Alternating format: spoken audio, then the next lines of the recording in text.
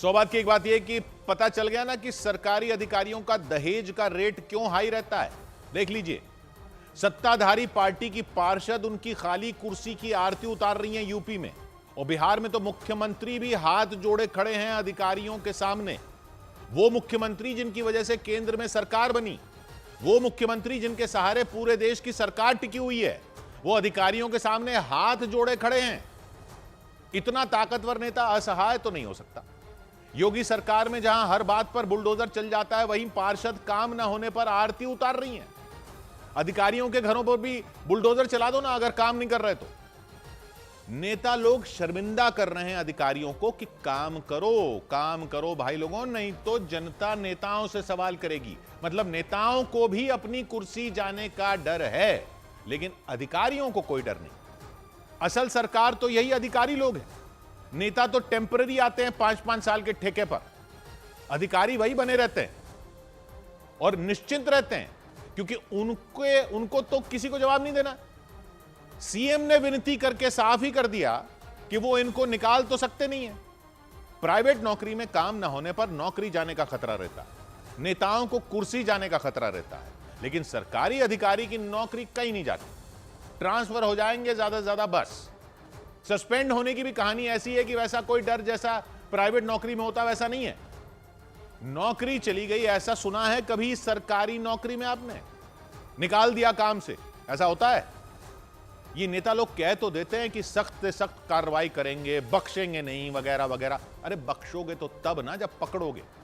पकड़ने के नियम ही ऐसे बने हुए हैं कि नेता क्या भगवान भी हार मान जाएं कि हे वत्स कुछ और डिमांड बताओ, ये मेरे बस की नहीं है।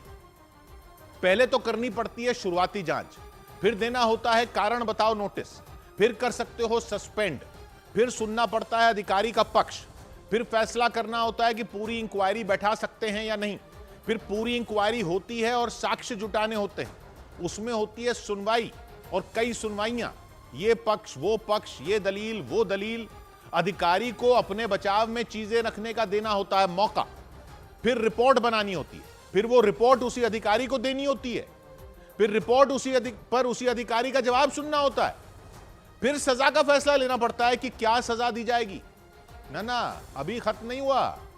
फिर अधिकारी का पक्ष सुनना होता है सजा पर, यानी उसका क्या कहना है जो सजा उसे दी जा रही है उस पर। फिर पब्लिक सर्विस कमीशन के सुझाव लिए जाते हैं, लोक सेवा आयोग के, फिर होता है फैसला, और उस फैसले को भी अदालत में तो चुनौती दी ही जा सकती है। अब बताइए, ये नियम बना रखे हैं अधिकारियों को सजा देने के, इसीलिए तो सीएम भी हाथ जोड़ रहे हैं कि काम कर दो भाई, क्योंकि इन अधिकारियों को निकालते निकालते तो कई पीढ़ियों के प्राण निकल जाएंगे, इनको कहां निकाल पाएंगे। इसलिए होते हैं सरकारी अधिकारियों के दहेज के रेट इतने हाई। ये सीएम नहीं हाथ जोड़ रहे इन मालिकों के आगे, ये समझ लीजिए कि सारा देश हाथ जोड़े खड़ा है इनके आगे।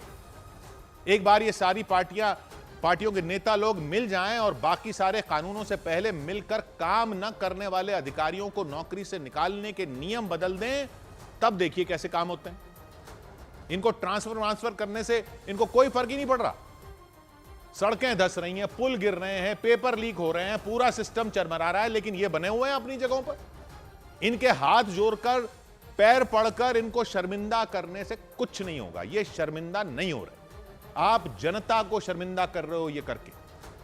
जब हर मर्ज का इलाज बुलडोजर है तो या तो इनके यहां भी बुलडोजर चला दो, बिल्डिंग तोड़ने वाला बुलडोजर नहीं, नियम बदलने का बुलडोजर चला दो। आप तो बस नियम बदल दो इनकी नौकरी के। 100 बात की एक बात,